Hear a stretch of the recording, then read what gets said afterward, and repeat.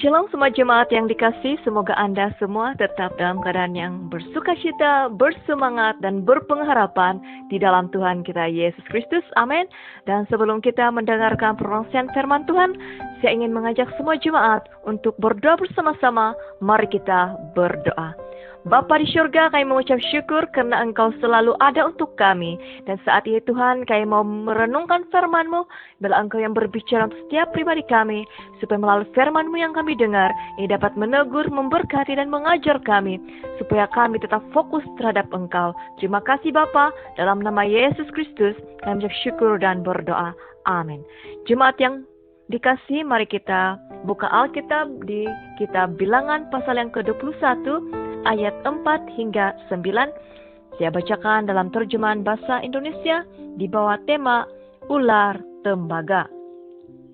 Setelah mereka berangkat dari Gunung Hor, berjalan ke arah Laut Teberau untuk mengelilingi tanah Edom, maka bangsa itu tidak dapat lagi menahan hati di tengah jalan. Lalu mereka berkata-kata melawan Allah dan Musa, "Mengapa kamu memimpin kami keluar dari Mesir, supaya kami mati di padang gurun ini? Sebab di sini tidak ada roti dan tidak ada air, dan akan makanan hambar ini kami telah muak." Lalu Tuhan menyuruh ular-ular tedung ke antara bangsa itu yang memagut mereka, sehingga banyak dari orang Israel telah mati.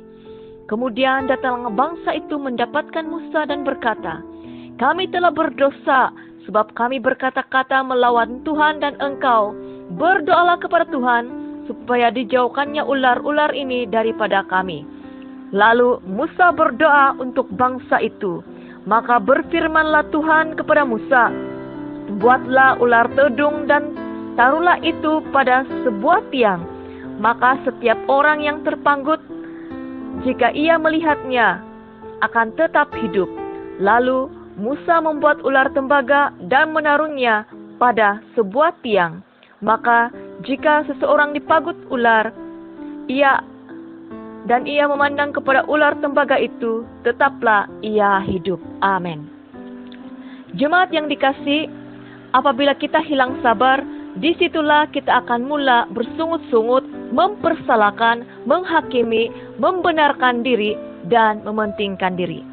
Akibat daripada ketidaksabaran, maka kita akan dengan mudah melupakan tujuan hidup kita.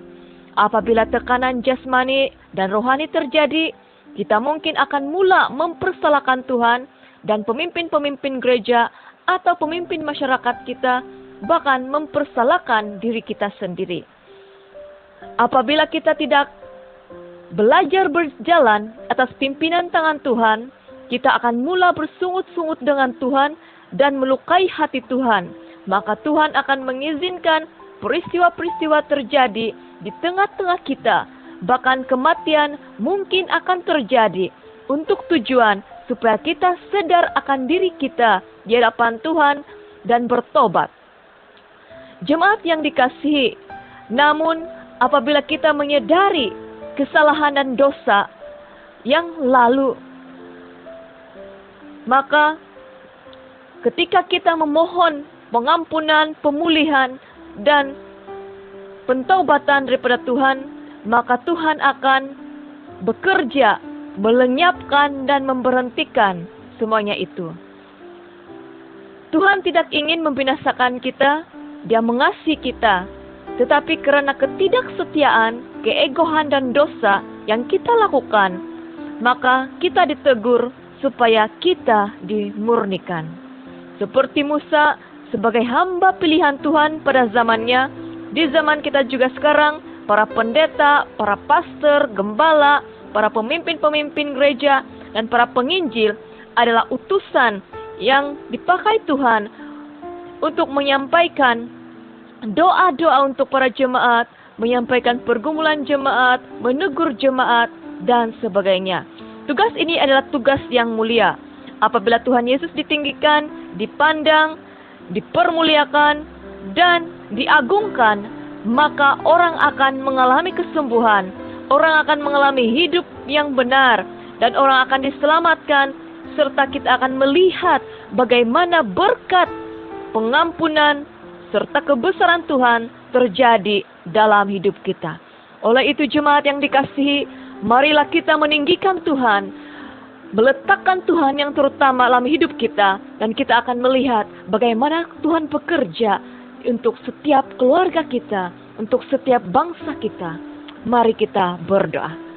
Haleluya Bapa di surga, saat ini Tuhan kami mengucap syukur karena Engkau mengajari kami. Walaupun kematian terjadi sekeliling kami, tetapi ketika kami memandang Engkau, meninggikan Engkau, mengutamakan Engkau dan mengagungkan Engkau di tengah-tengah badai hidup kami, walaupun 1000 berubah di kiri kanan kami tidak akan pernah goyah karena kami memiliki Allah yang benar, Allah yang berkuasa, Allah yang memberikan kehidupan untuk kami. Bahkan walaupun seluruh dunia gempar dengan coronavirus, tapi kami orang-orang yang beriman mengandalkan Engkau, kami tidak pernah takut karena hidup dan mati kami tetap milik Yesus. Dan ketika Engkau berikan kami kesempatan untuk hidup, inilah masanya untuk kami melayani Engkau dengan sepenuh hati. Dan bila masa pun Engkau mengambil nyawa kami tetap mengucap syukur karena kami dapat bersama-sama dengan Engkau. Ya Tuhan, berkatilah iman kami supaya kami tidak goyah, tapi kami tetap berakar dan berbuah di dalam Engkau. Berkati kesehatan kami supaya kami tetap sehat. Yang sakit Bapa sembuhkan, yang sakit Bapa berikan kesembuhan dan mujizat, supaya setiap mulut akan mengaku Engkaulah Tuhan, dan setiap lutut akan bertelut menyembah Engkau. Kami mau berdoa untuk setiap ekonomi kami, supaya kami tetap berkecukupan dalam segala sesuatu. Bahkan kami tak pernah berkekurangan, karena Engkau selalu membuka tingkap-tingkap surga untuk mencurahkan berkat untuk kami, sehingga kami kaya di dalam hal kebajikan untuk menolong sesama kami. Kami mau berdoa untuk anak-anak kami yang akan memulakan persekolahan, yang sedang bersekolah juga saat ini, agar Engkaulah yang membungkus balut mereka dengan kuasa darah-Mu, sehingga mereka dapat meneruskan persekolahan dengan baik. Tidak ada gangguan daripada yang jahat, tidak dihinggapi sakit penyakit apapun juga, terutama sakit yang sedang merebak saat ini. Karena kami percaya Engkau yang lebih berkuasa, para malaikat-Mu akan membentengi anak-anak kami, dan Roh Kudus-Mu selalu ada untuk anak-anak kami.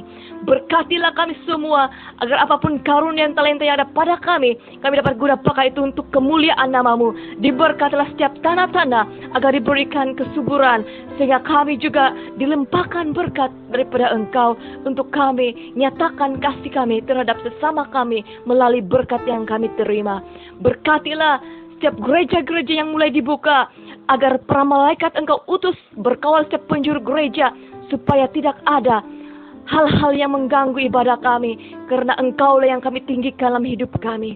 Engkau melihat kerinduan kami, Engkau melihat hati kami, dan tidak ada yang tersembunyi bagimu. Kami menahan setiap roh yang tidak benar terjadi, karena kami percaya selagi Allah berpihak kepada kami, tidak ada satupun yang dapat menggagalkan kami, mengalahkan kami. Terima kasih Bapa, lindungi, sertai, dan berkati keluarga kami, berkati jemaat kami, untuk kemuliaan nama-Mu. Di dalam nama Yesus Kristus, kami mengucap syukur dan berdoa. Amin. Haleluya. Salam kasih daripada saya, Gembala Felianivo. Tuhan menyertai dan memberkati kita semua. Selamat bersekutu bersama keluarga kita. Amin.